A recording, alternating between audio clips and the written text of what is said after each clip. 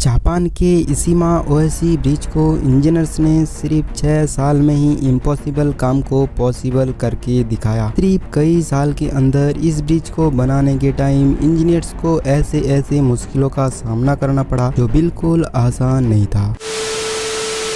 अगर हमारे world wide Hindi channel पर पहली बार आए हो तो सब्सक्राइब करना ज़रूर।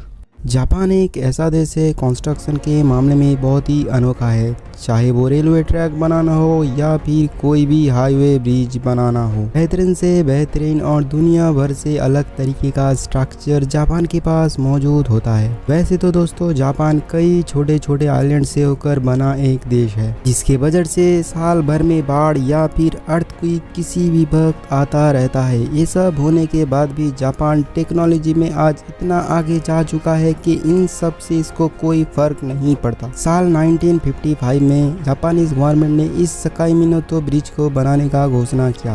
करीब 3.6 बिलियन यूएस डॉलर का प्रोजेक्ट था जो सकाई मिनोतो मैनेजमेंट एसोसिएशन नाम का एक कंपनी को सौंपा गया था। इस ब्रिज को बनाने का काम साल 1997 में जापान ने इशिमा ओएसी ब्रिज को बनाने का काम शुरू किया।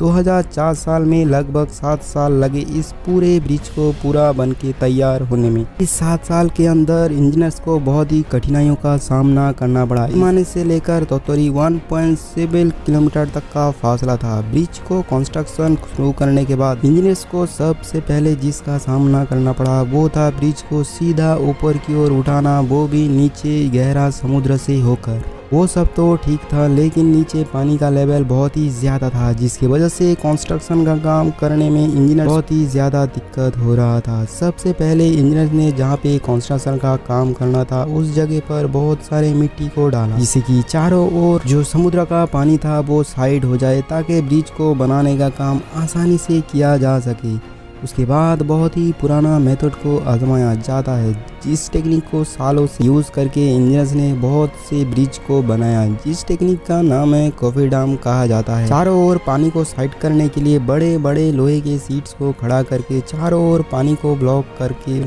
काम किया जाता है। इंजीनियर्स ने पहले चुनौती को तो पार कर लिया, लेकिन दूसरा जो सबसे बड़ा खतरा था वो था ब्रिज को सीधा ऊपर की ओर उठाना, जो बिल्कुल आसान नहीं था। इंजीनियर्स ने सबसे पहले जगह पर सबसे पावरफुल मशीन और मेटल्स का यूज किया जो भारी सामान को उठा सके। 1.7 किलोमीटर तक का लंबा ब्रिज में अगर थोड़ा भी इधर उधर हुआ तो ब्रिज पर कई किया गया मेहनत और जहाँ को जान कई सेकंड के अंदर खत्म हो जाएगा। तब इंजीनियर्स ने सैटेलाइट को यूज़ किया ताकि ब्रिज का डिज़ाइन थोड़ा भी इधर उधर ना हो। कई सैटेलाइट के जरिए इस पूरे ब्रिज को डिज़ाइन देखकर कई टीम मिलके उस ब्रिज के कंस्ट्रक्शन का काम कर रहा था। इंजीनियर्स को पता था कि जापान में सबसे ज़्यादा अर्थक्वेक और फ्लड आता रहता है, इसलिए ब्रिज में सबसे पावरफुल मेटल्स का यूज़ किया ताकि अर्थक्वेक से इससे कोई खतरा ना हो। लेकिन सबसे बड़ा खतरा इस ब्रिज पर चलने वाले व्हीकल्स के लिए है, क्योंकि अच्छे ड्राइवर को इस ब्रिज के ऊपर गाड़ी को चलाने में पसीने छूट जाते हैं। इस सकाई मिनोतो ब्रिज में